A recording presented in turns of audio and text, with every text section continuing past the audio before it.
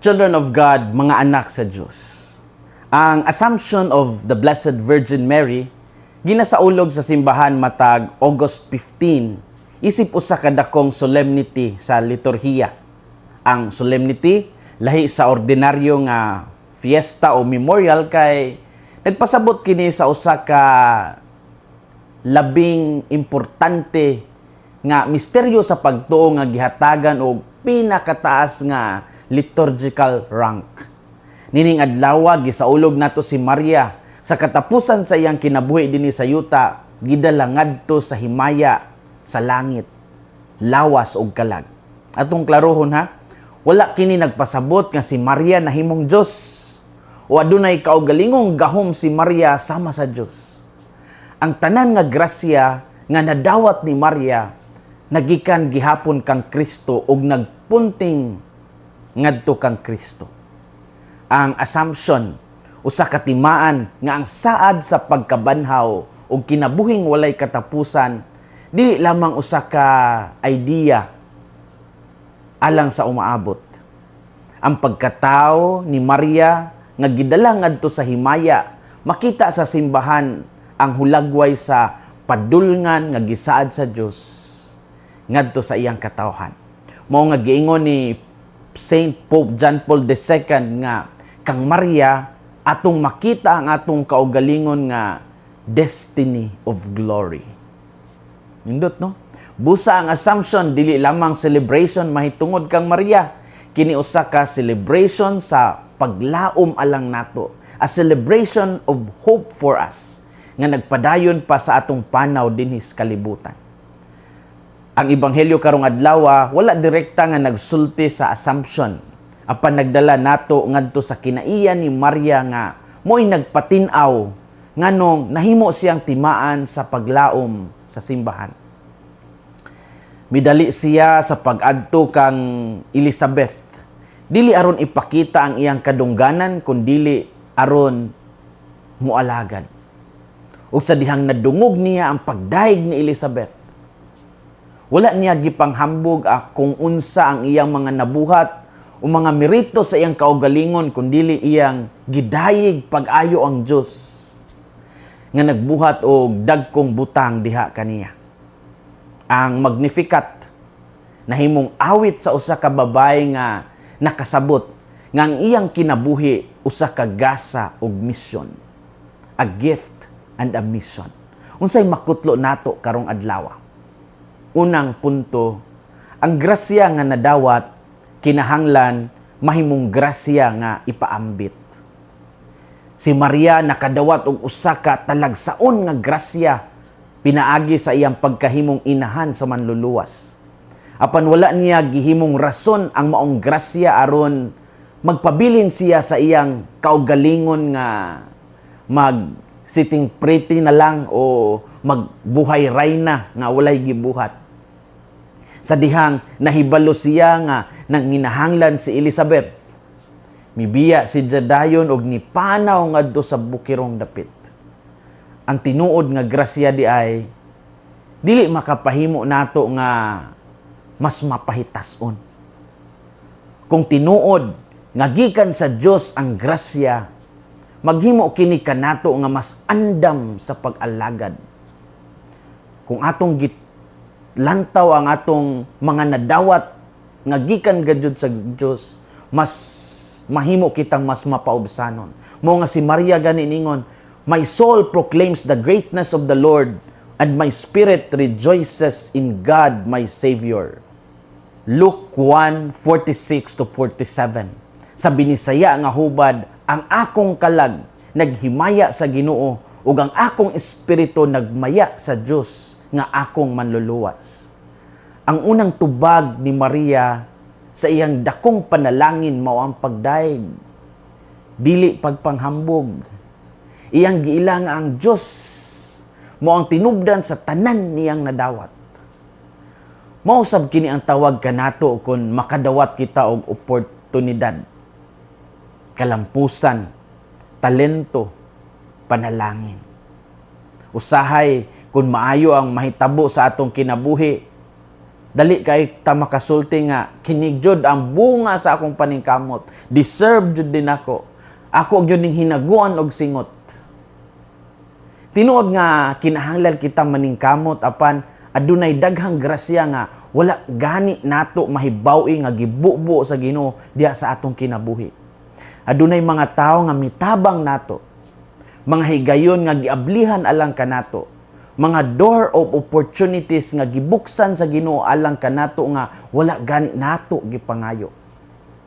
Ang Magnificat nagtudlo kanato nga ang mapasalamaton nga kasing-kasing dili makalimot sa Dios bisan taliwala sa kalampusan. Ang atong kinabuhi mahimong Magnificat awit sa pasalamat usab kung ang atong mga panalangin dili lamang alang sa atong kaugalingon. Ang grasya nga atong nadawat mahimong dalan aron ang uban usab makasinati sa kaayo sa Dios. Ang grasya nga nadawat kinahanglan mahimong grasya nga ipaambit. Ikaduhang punto, ang assumption usa ka saad nga likod sa atong mahimong kamatayon anay kinabuhi uban sa Dios. Ang solemnity sa assumption nagdala kanato ngadto sa usa ka dakong pangutana nga kasagaran atong likayan. Unsa may mahitabo sa atong katapusan. Ang kalibutan kanunay magpahinumdom nato sa katiguwangon, sa pagkadunot sa atong lawas, sa pagkawala sa atong mga kusog, ug sa pag-abot sa katapusang gutlo diha sa kamatayon. Apan si Maria nga gidala ngadto sa himaya sa langit, ang simbahan nagtanaw sa usa ka lahi nga kaugmaon. Ang kamatayon dili mao ang endgame alang nato. Ang assumption usa ka timaan sa sigurado nga paglaom o kahupayan alang sa katawhan sa Dios nga nagpanaw.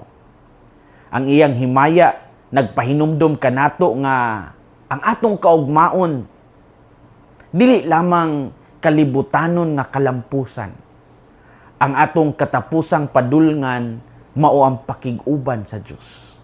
Mao nga ang assumption dili angay nga usa lamang ka Marian devotion nga atong gisaulog kausa sa usa ka tuig.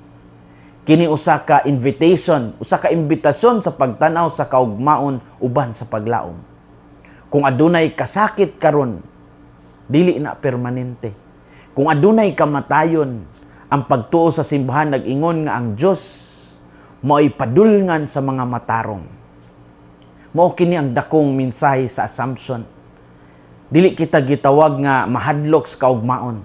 Gitawag kita nga magkinabuhi karon uban sa paglaom nga ang Dios matinumanon sa iyang mga saad.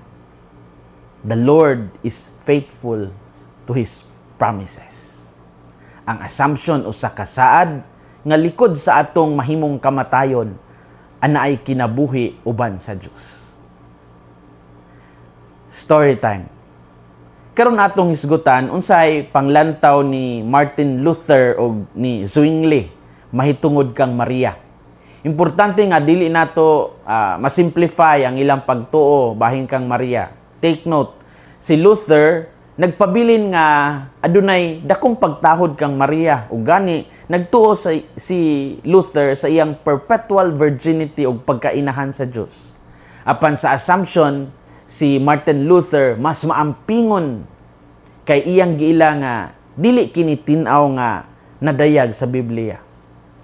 Naturalmente kini nga posisyon base usab sa iyang barungganan nga sola scriptura. Si Zwingli usab sa laing bahin nagdahod pag-ayo kang Maria og tin-aw nga nagdepensa usab sa perpetual virginity og pagka Mother of God. Apan wala niya dawata ang assumption isip doktrina nga kinahanglan ipadayag sa simbahan. Busa ang dakong kalainan mo nga ang Catholic Church nagtan-aw kang Maria dili lamang pinaagi sa Biblia, sola scriptura, kundili pinaagi sa Bible, sa apostolic tradition ug sa buhi nga pagtuo sa simbahan nga nagpadayon sa pagpalalom sa pagsabot sa revelation. Ang assumption sa katapusan gihubit isip dogma ni Pope Pius XII niadtong 1950. Dogma pasabot nga ang kini opisyal o sagradong pagtulunan nga gipadayag sa Dios o gidawat sa simbahan isip hingpit o dili masayop nga kamatuoran. Kinahanglan kining tuuhan og sundon sa tanang miyembro o mananampalataya sa Tagalog pa. Ug dili kini basta-basta ilisan o usbon. Alang sa Katoliko, dili kini pagdugang o bagong pagtulunan nga wala pa kaniadto. Kini usa ka solemne nga pagpadayag sa usa ka pagtuo nga nakita sa simbahan nga nahiuyon sa tibuok misteryo sa kaluwasan. Ang punto dili nga mas daghan ang gahom ni Maria o mas bugat ang gahom ni Maria kaysa kang Kristo. Kaysa pagkatinuod ang tanan nga iyang himaya naggikan sa gibuhat ni Kristo alang kaniya. Mao nga ang assumption usa ka pagdaig kang Kristo nga manluluwas nga nagpakita na daan kang Maria sa hingpit nga bunga sa iyang kadaugan batok sa kamatayon. Ug alang kanato si Maria nagpabilin nga timaan nga ang saad sa pagkabanhaw ug himaya dili lamang alang sa usa ka tawo kundi alang sa tanan nga matinud-anong mosunod kang Kristo. Children of God, mga anak sa Dios, si Maria mo'y timaan nga ang pagka matinud-anon adunay padulngan. Sama kaniya gamito nato ang mga grasya nga atong nadawat dili lamang alang sa atong kaugalingon. Kini jud alang sa pag-alagad sa mga tawo nga nanginahanglan. Ang assumption dili lamang mahitungod sa napadulngan ni Maria. Mahitungod usab kini sa atong padulngan, atong kaugmaon diha kang Kristo. Ug hinaot nga sama kang Maria magkinabuhi kita nga matinud-anon hangtod sa adlaw nga ang Dios mismo mutawag kanato ngadto sa walay katapusang himaya uban kaniya. Hinaot nga ang kasing-kasing ni Kristo maghari sa atong mga kasing-kasing. Kini si Father Felmar Castrodes, Fiel SVD, ang inyong magsisibya sa maayong balita. Gikan dinhi sa Radio Veritas Asia, Fairview, Quezon City, the Philippines. Hinumdumi ang kinabuhing Kristiyano, kinabuhi sa pagserbisyo.